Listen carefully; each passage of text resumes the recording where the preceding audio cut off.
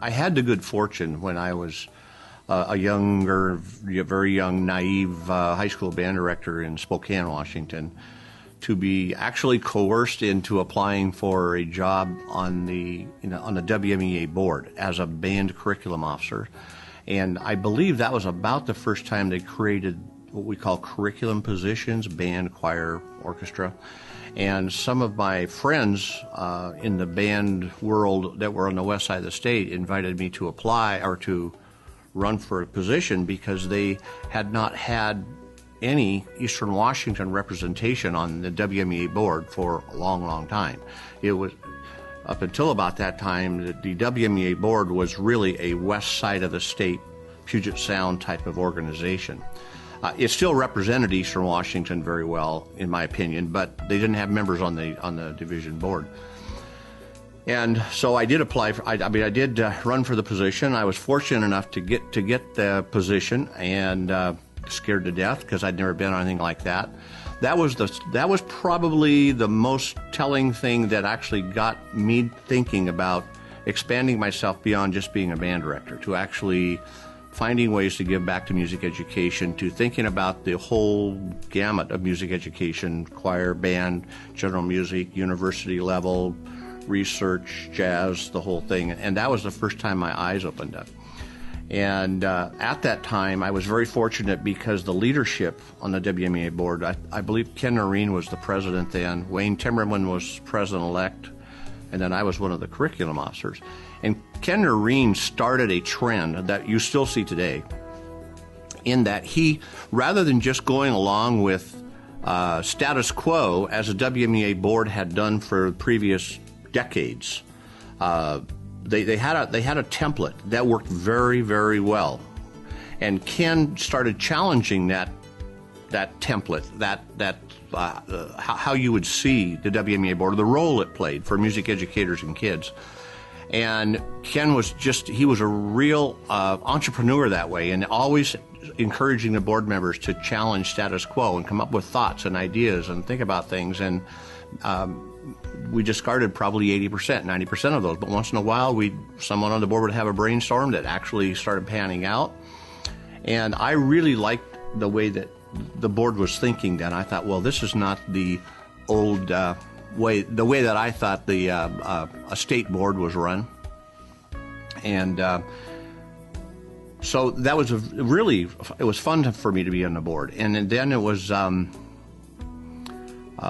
next 2 years of that, and then they needed to hire another, or to elect another president-elect, and Ken would be leaving the board, and Wayne Timmerman, the succession of officers. And I was fortunate enough to get that position then, to become the president-elect under Wayne Timmerman, who had become one of my closest friends. And I loved working with Wayne. And the funny thing about it, ironically, was where Ken was all like looking for new things, new ways to expand the organization, different types of thinking. Wayne was more of a traditionalist, and he was really, really married to that. But at the same time, he found it exciting being on the organization so he sort of had his feet planted more firmly in tradition than Ken did. And it was interesting to me and fun because I saw both those guys. I respected both of them, and that was really fun for me to see the dynamics play. Ken introduced for the first time that the concept that we would have the WMEA annual or semi-annual conference in a hotel, as opposed to having it in schools, which is the way it had been done since the beginning of the organization, where we would stay in hotels or motels, but we would go to the schools where all of our sessions and things like that happen. And Ken introduced, and we did a conference at the Sheraton Hotel, I think it was, in Tacoma, and everybody really liked that. By that time, Wayne had already made arrangements, because we have to plan 2-3 years in advance. Wayne had already made arrangements to have his conference in Olympia, at the high schools in Olympia, which is where he had taught for 20, 30 years. And then I pulled the conference the year that I was president back to the Sheraton because I really liked that part of it. It had worked very well, and I thought, I'm going to try this again. And then since that time, it's always been held in commercial hotels. and even through today. What I tried to do with the board while I was the, quote, president, I guess is the title, I didn't see myself as like some kind of a boss or some kind of a great figure there or anything else. What I saw myself was had the good fortune of being surrounded by 10, 15 really, really good thinking people.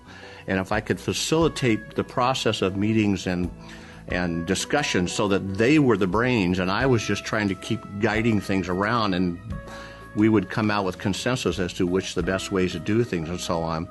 That was probably the thing I was most proud of, was that I didn't try to instill my beliefs on the board any more than anyone else. Matter of fact, I think the best moments on their board meetings that just made everybody deliriously happy was when they would vote me down. It was just a hoot for them, and I would play the game. I'd play those kind of games. But I found that really fun to do.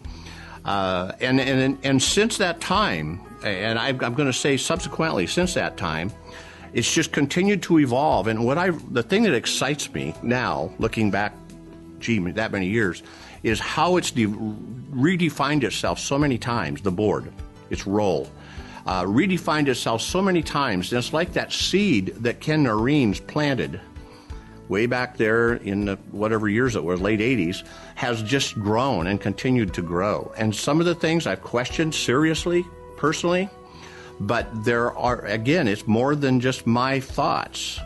And there's been some amazing things accomplished. As an example, we found when I was on the board originally that they always tried to have the WMEA board meetings around different parts of the state to encourage more participation, like over in Spokane to make sure we had Eastern Washington representation and so on. And what we found is when we had it in Spokane, the west side of the state, people wouldn't go over there as well because they're always afraid of going over the pass, which I think is ridiculous, but they always were. But when we had conferences on the west side of the state, we would actually get more people from Eastern Washington at those conferences than we did if we had it in Spokane. And it's because, we get a trip out of town, we get to go shopping, we get to go out on vacation with our family. And so that's when we started thinking about, we're just going to have it in one central location. I thought it might be the Sheraton, but actually it grew out of that also, because the hotel didn't have the facilities. And then as time progressed, and when Bruce became president and then subsequent presidents, it moved over and they found a place in Yakima, which was sort of centralized in the state. And to have it every year, their idea was to have it every year in one place, which actually has turned out to be a really good idea. And it's a stable thing for the organization. Of course, then after I was off that board, I went on, and then I was coerced again to run for president of the Northwest Division, which is 6 states around the Northwest. And I really had a great time doing that, too. That was a real fun job to do. And then I had no more than finished that, and I was being encouraged by some people at the national level to actually run for national president, which I thought was goofy and silly at the time, because I hadn't written books, I didn't have my doctorate. I was just a B-flat band director that liked hanging out with music teachers. Well, as it turned out, there must have been a lot of those people in the country because I got elected president. And my first thought was, oh, my God, what am I going to do? Here I am, national president. And as national president, I basically took a lot of the same philosophies that the Ken Noreens and people like that and people I had grown up with in the state and so on had given to me, and tried to instill them at the national level, and found a lot of neat success with that. And so it's been really, really fun. What's really rewarding to me more than anything else is now looking at the WMEA board and the function of the organization and how many things are running and how well it's being run. And with the executive director, that whole thing's new. And by the way, I was totally against that when I was back in whatever that was, 90s. I was totally against it. And now, I stand corrected. I was proven that it's evolved into a very positive thing. And I'm really proud of all these people now that are doing what they're doing, which I was part of way back, a long time ago. So anyway, there's a sermon on it, but I'm very proud. Many of the people that I've come in contact with, the people like Mark Lane, Dave Weatherhead, a lot of these people, I take a little bit of pride in that I might have been the one that twisted their arms and told them they should get involved in leadership. And so, I probably take too much credit for that, but I'm going to because I'm the one that gives it to me. That always interests me and entertains me because we always assume that there were never any problems 30 years ago. And, I tell young people in college sessions I do for college students, people talk about the good old days. There weren't any. It was never easy. It was a lot of the same exact problems you have now.